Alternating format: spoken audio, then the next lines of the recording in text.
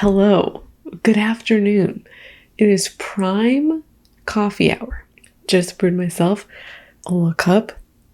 Join me if you are so inclined to have a beverage. On this coffee hour, no, this is not a special hour, we're going to react to the r/anti-consumption Reddit thread again, or not thread, forum, community. So we have a previous video on this and y'all really liked it. So we are back in there, back at it again. It's been over a month at this point. So of course there's new things to look at, new things to react to, commentate on, discuss. Before we jump into it, I do want to say that I've been asked to react to other groups, and I am not opposed to reacting to other forums, other subreddits. But ones in specific I've been asked to look at are r/no-buy and r/shopping addiction. And I have decided, at least for now, that I will not be reacting to those two subreddits and most especially the r/shopping addiction forum, because in at least one of those groups, they've asked, like, as part of the community, they've said that they don't want to be solicited and they also don't want to be contacted for research purposes. I feel personally a little icky going into those groups and like screenshotting posts or, reacting to them, as there are people in there whose primary goal is to change how they shop. And, especially with r/shopping addiction, people who believe they have shopping addiction and are trying to work through it. It feels icky to me personally to go into that group and then put those workings, put those struggles online.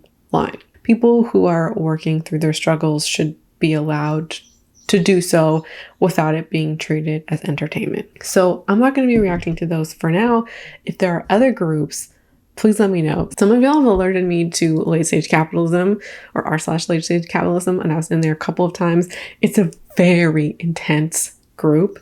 I don't think we're ready for that quite yet, but perhaps in the future. So this is my call to you. If you would like to see more of this video reacting to r/anti-consumption, please leave a little, I want a good emoji for this one.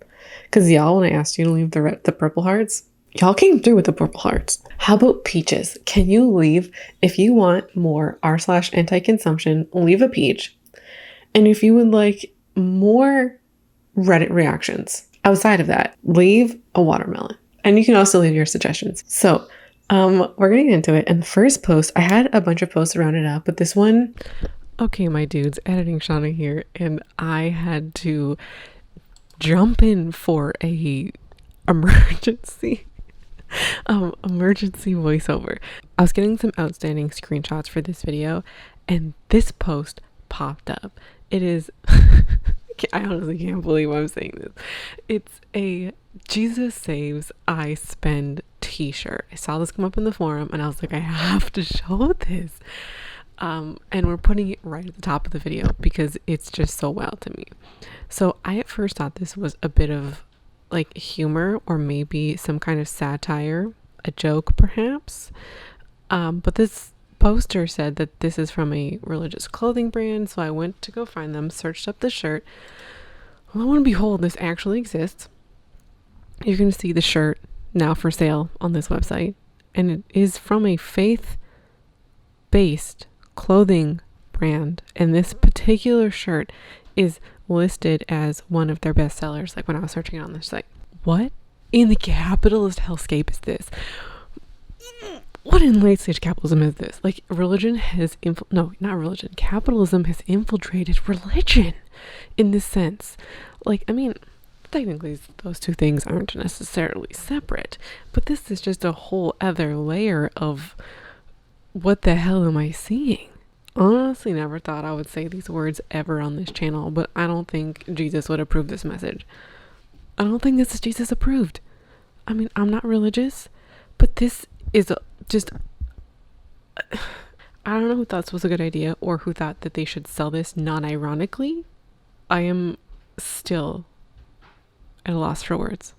Back to the video. just kind of popped up as I was doing a last minute kind of look.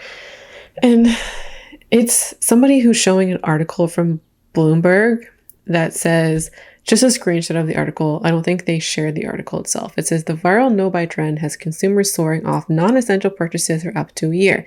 What's the potential impact for a consumption-reliant economy? Some people in the comments are they're saying things that I would, I guess, expect for a group like this. Like, I'm sure the super rich will consume enough to make up for the working class. Corporations will continue innovating and create new products to upgrade in order to maintain constant growth. They'll stop selling what doesn't sell. Somebody says the article is just an attempt to blame the consumer so that they can cover up what is really happening, which is late stage capitalism. I knew somebody in here was going to come for it.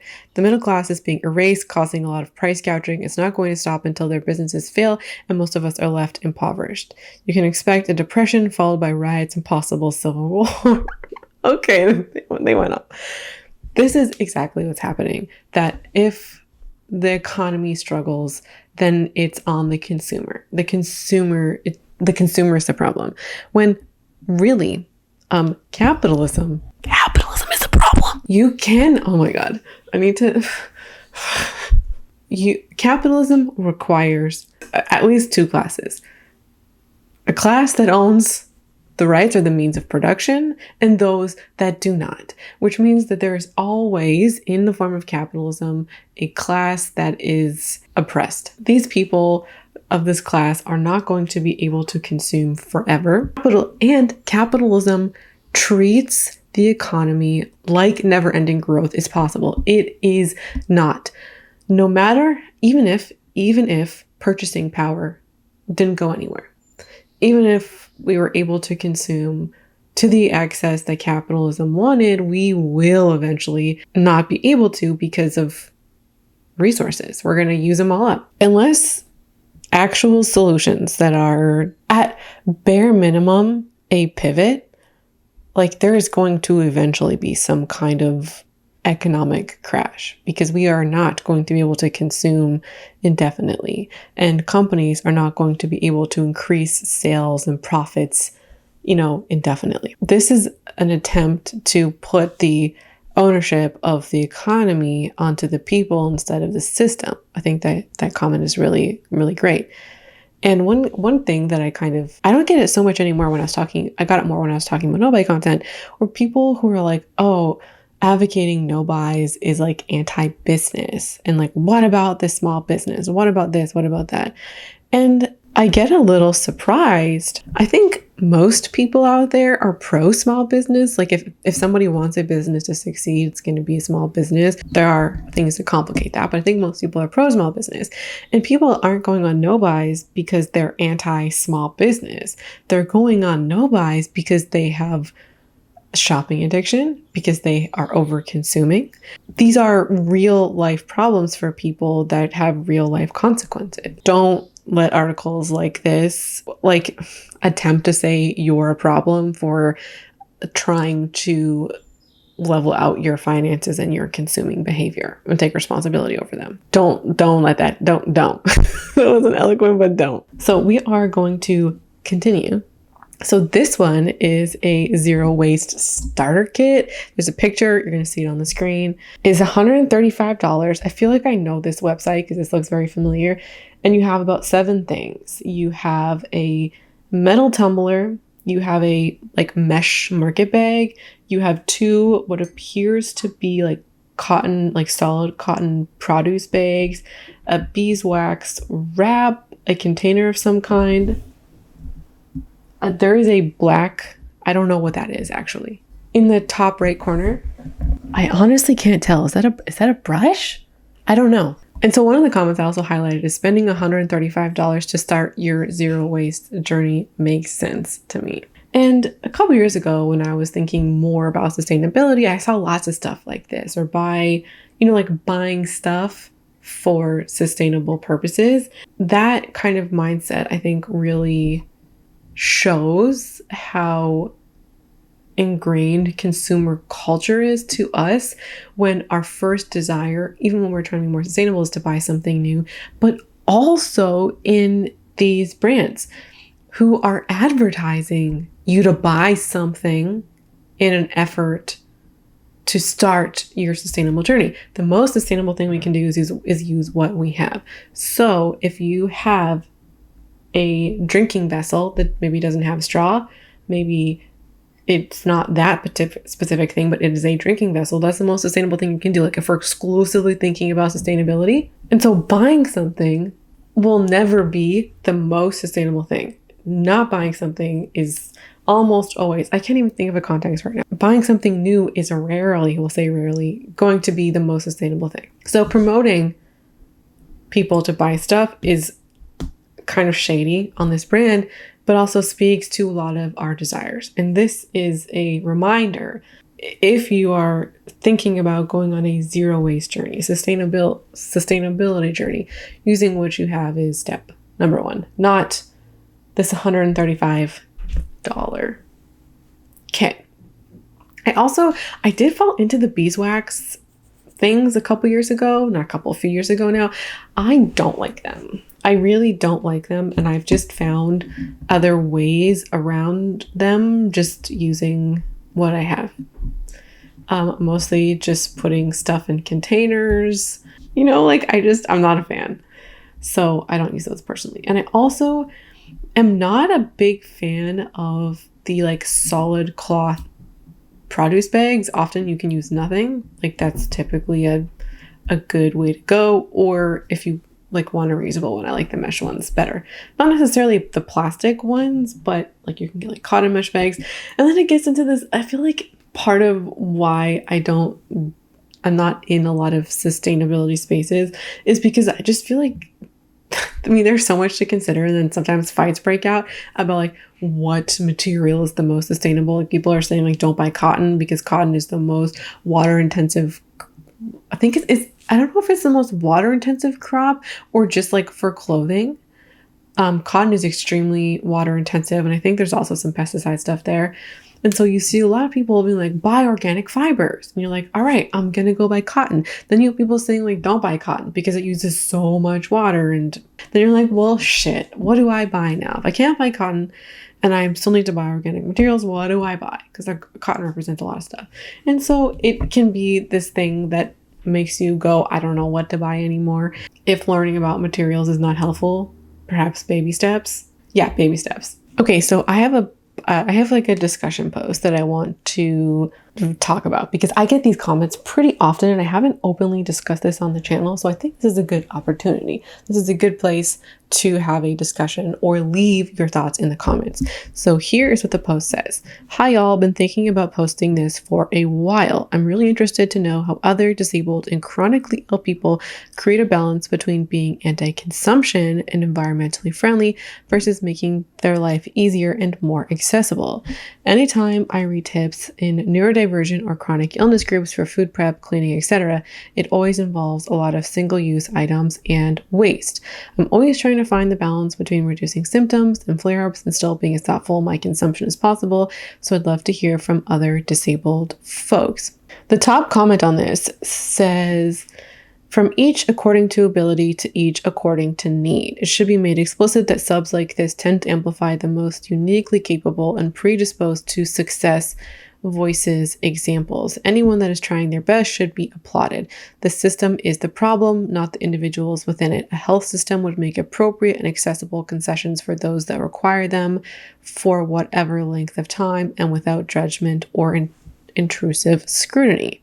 There's some back and forth. And one of the things that somebody says is that it seems like some folks might be looking at things through a strictly environmental and sustainability lens opposed to a shopping lens.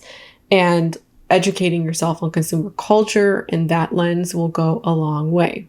The issue of convenience products versus disability aids comes up a lot here, which leads to a bunch of black and white arguments where almost everyone is missing the point from one end or the other. We have to be able to point out when products are being marketed as unnecessary conveniences without losing the sight of the fact that many of them are also useful for those with disabilities. And we also need to understand that criticizing products isn't a criticism of everyone who uses them, which I agree with. And I think this is something that happens or not happens on this channel, that happens with me, is that I'll often criticize the way somebody is marketing a product, or the way that somebody is marketing a product and advertising their product, which is not reflective necessarily on somebody who does find that thing helpful, or who does find that thing to be beneficial for chronic illness, disability, or neurodivergence. Some people are talking about how medical needs are top items. Another person, what I like, they put like they have a severe chronic illness and they have two lists. They have a list of like things that they're sustainable things that they're doing, and then unsustainable things that they consciously choose for. It's kind of how they framed it. Somebody also mentioned that one of the best things that has improved their quality of life is help from other people. So they're saying mainly friends, but if they were able to, they would hire someone to help with a few hours a week. Things like chopping or preparing some foods, dishes, things like that. So if we're talking about chronic illness, disability, and neurodivergent, I'm somebody who falls into multiple of these groups myself. And I think what is like important to remember is that like one person even experienced something like, let's say autism was one of the examples. One person's autism looks different from the next. One person's mental illness looks different from the next. And so, you know, I can say all I want, oh, something works for me. Obviously it doesn't work. And I think that there can be a lot of guilt from people who are experiencing one of these things, disability, neurodivergence, or chronic illness, and they feel like something that isn't environmentally friendly is helpful to them. And then there's guilt about that. Personally, that what that person was talking about is learning about consumer culture does go a long way, because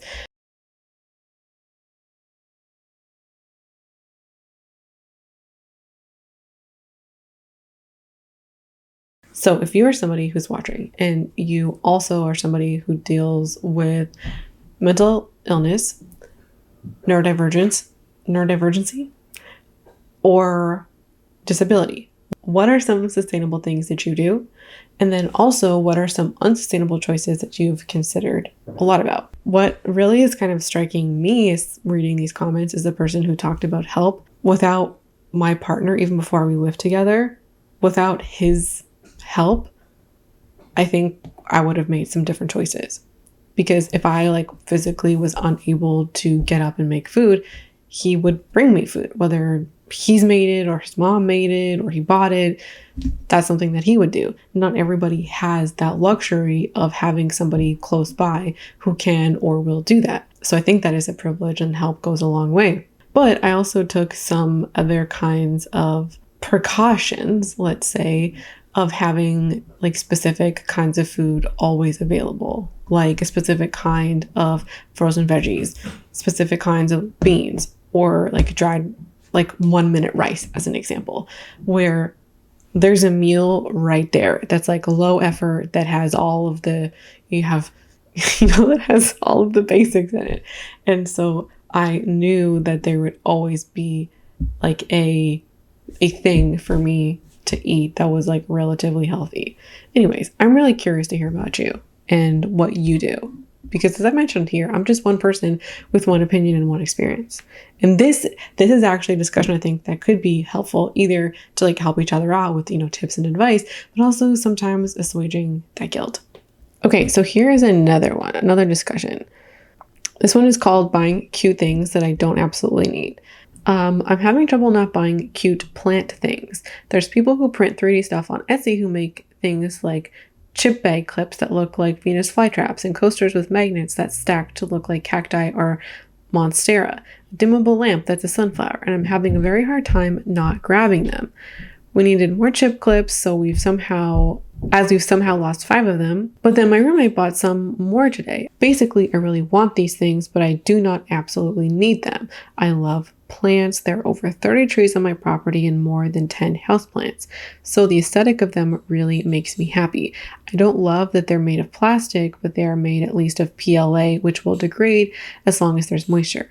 but I've been reading stuff about how biodegradable is this stuff really. My family and friends are supportive of me, so they all tell me to just go for it since I seem to really like these things, but I'm not sure if I'm actually just getting a pre-high from the potential consumption. I guess I'm just looking for advice. So I'm just going to highlight the first part of this response. You can see the whole of it on the screen now. And I'm going to, talk a little bit about what I think.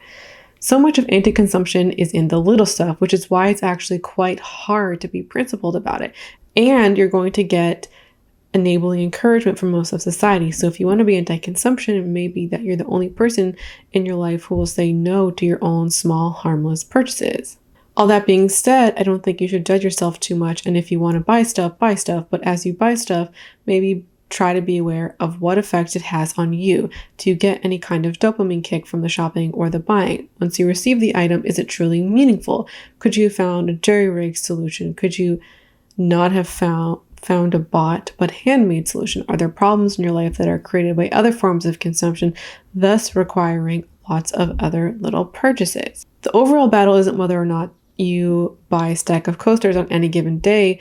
It's us as a society pushing back internally and out loud amongst ourselves on the status quo of consumption and consumerism. I think this is a really, really great reply.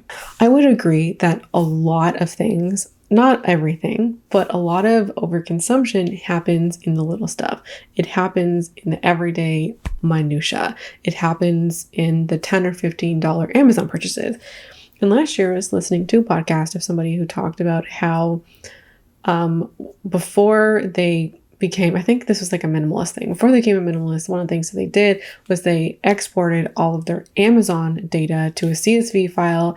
And in a couple of years, they had spent like $10,000 or $15,000 on Amazon. And most of majority of the stuff, overwhelming amount of stuff, was stuff that was under $20 and stuff that they had either forgotten about, didn't use anymore, or had been decluttered within a couple of years. And they were absolutely shocked about how much they bought and how little of that stuff actually mattered. I was talking in a recent Amazon video about how a lot of the stuff that tempts us are the stuff that kind of fall into like the $10 to $30 realm, stuff that seems like it would have a purpose, like something that's novel and something that might also seem like it fixes a need, but is also cheap enough for us to instantly buy it. And so I think that does, that corresponds to a lot of purchases, because a lot of us can feel like we don't need to think about a $15 purchase. We can think, oh, it's not a lot of money, it's just $15. And then you buy your water cap to wipe sunscreen off of you at the beach, or your instant cooling pop can device, and you feel really high and good about it in the moment, but you don't use it, or it's some kind of novelty. And I think discipline is an interesting concept here. Discipline is kind of like a muscle that you can learn to flex. Some people are going to have more difficulty learning that skill than others, or that habit than others, but is for most people learnable. And shopping habits that have impulse buying deeply embedded in them feel good because of the dopamine hit that's present in a lot of the buying experience. Once dopamine is involved, and once dopamine is heavily involved in how you shop, it can be very challenging to get out of it. And so I think this person is right on the money about, one, thinking about discipline in the very least, but also paying attention to how stuff makes you feel and how shopping makes you feel, because we can learn a lot about why we are buying the way that we are buying when we start noticing our behavior, when we start noticing how shopping makes us feel, or how we think about our purchases. And we can learn about our own motivations, which can go a really long way, and how we shop. Those are habits. Those are habits that we build over time, over years, if not decades. And yes, there can be instances in life that that can sway us one way or another. But quite often people don't develop shopping addictions overnight.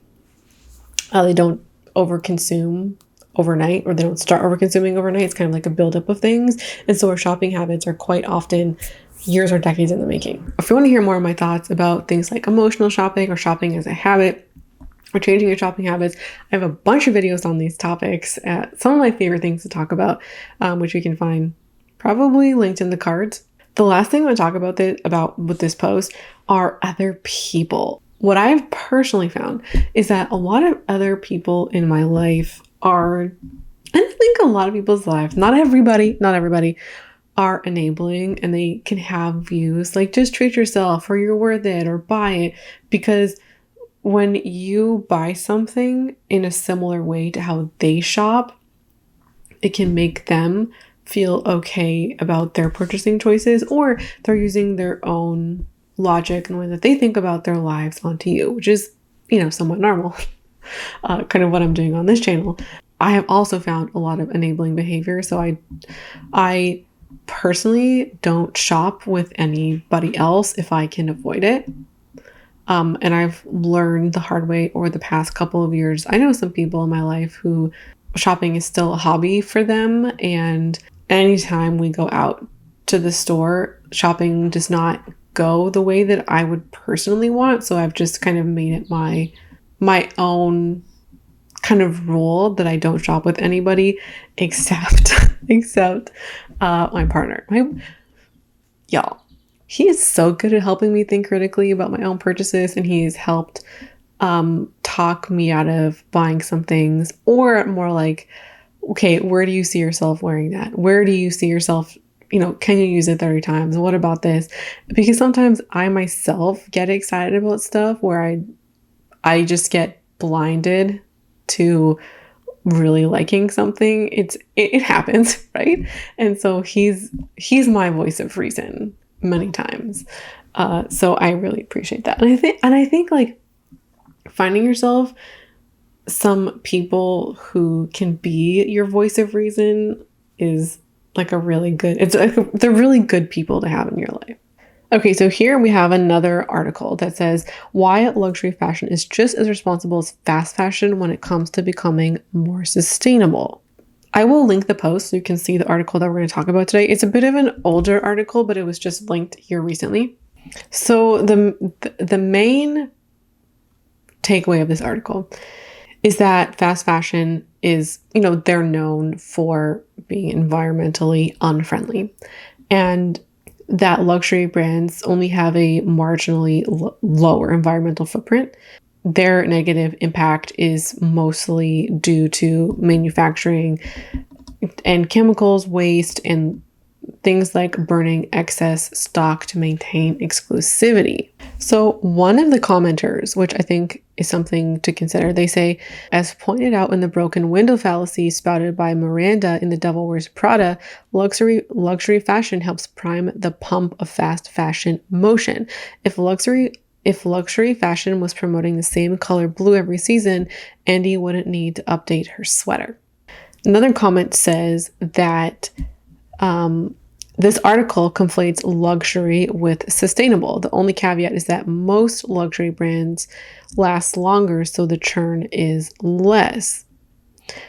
Somebody else responds, the article is comparing luxury with fast fashion and points out that often neither are sustainable. Some people seem to argue that expensive luxury items that are high quality are inherently more sustainable or anti-consumption because they last longer than cheaper alternatives. But the article refutes the idea that this is always the case. I think when it comes to things like consumption, people who own luxury items, luxury clothes, they aren't exempt from over-consuming or over-shopping. And if you watch closet tours or bag tours from people who own luxury products, you'll often see closets that are similar sizes to people who don't shop luxury. There is a lot of ownership and decluttering. And I think what can happen is when you have a certain amount of wealth, like your closet can still be a revolving door, and you can still be participating in the buy and declutter cycle that is so common in the fast fashion realm, but you're just doing it with higher priced goods. And I think this is part of the conversation. And there's the assumption, right, that because something is more expensive, it is made better, it's better quality, therefore you can own it for more time. And let's pretend that this is 100% true 100% of the time. This is putting the assumption that people buying it actually want to own things for years or decades. Just because something is made to last doesn't mean that people hold the mindset to do so or want to do so.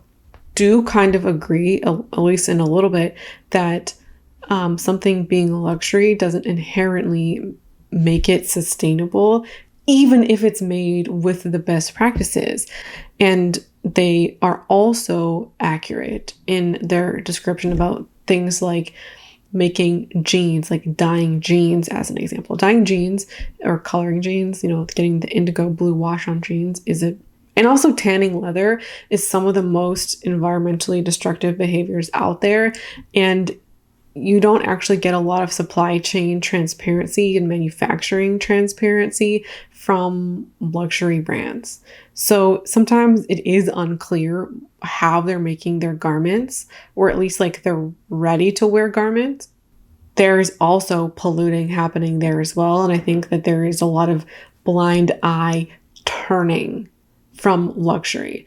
And I don't necessarily think the article is trying to say that luxury fashion is inherently the same as fast fashion, because there's so much destruction and truly so much accumulation and cycling that's happening in fast fashion. What I think they're trying to say is we need to have an eye here too. Okay, we're going to end on this one because I think it's going to be a short one. I'm going to put the full post on the screen, but this one is talking about overconsumption of the greeting card industry. They're talking about how cards are super expensive. Like, I think their price points are $9 to $12, and that in their family and in many families, people feel pressured to buy greeting cards for every holiday. Or there's like some families that are greeting card families.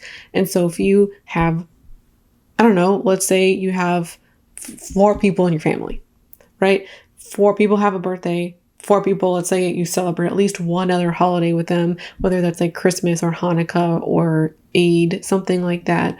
And you buy them a card, and we'll call them $10 each. That's $80 in greeting cards, which is, greeting cards are some of the biggest ripoffs out there because they are literal pieces of paper that they are charging $10 for. It is so wild. And I came from a greeting card family, okay, where you gotta get people greeting cards, and it just, have some time and space away from that practice. And to me, it's so asinine. It's so I don't want to say that to say like, if you like greeting cards and you enjoy them, that like you're stupid. No, I just have a hard time buying them when they're $10 for a piece of paper. It's a lot. And then this is one of those things where I think you can get people with like conflating beliefs in that, like, what if you are not from a greeting card family and you don't give somebody a greeting card and they feel snubbed because you didn't get them a greeting card? I've been in that exact situation. It's so wild how little choices like that to be like, oh, I think spending $10 on a greeting card is a waste of money, and then somebody feels snubbed. Yeah, I don't want to buy greeting cards. I don't ever want to buy another greeting card ever again. But I do have or, like those big ones that like the Hallmark greeting cards. I do have like a small pack of birthday ones or like blank greeting notes, and I'll, write a little message. And I got like, I don't know, like 16 of them for, I think $10 or something like that. So it's a couple cents per card. And I guess it is kind of nice to be like, I thought about you, let me write a message. I think that's fine. But I don't want to spend $10 on another greeting card. So here, I want to share this because I think this is so cool, and I want to do this with somebody in my life. Somebody mentions how they either knew about or know about or have heard about 2 brothers who exchange the same birthday card every year, and they have all of the messages from the past however many years, and they get to look back on that. Tell me that is not cute. Tell me that is not cute. I don't know. Maybe I need to do this with a family member, but I think this is a really creative solution if you are a greeting card person. Okay, that's it from me. Thanks so much for watching. I hope you enjoyed this video and hearing my thoughts on the r/anti-consumption Reddit forum. I'd love to hear your thoughts in the comments. Thank you so much for being here, and I hope to see you again around here soon. Bye.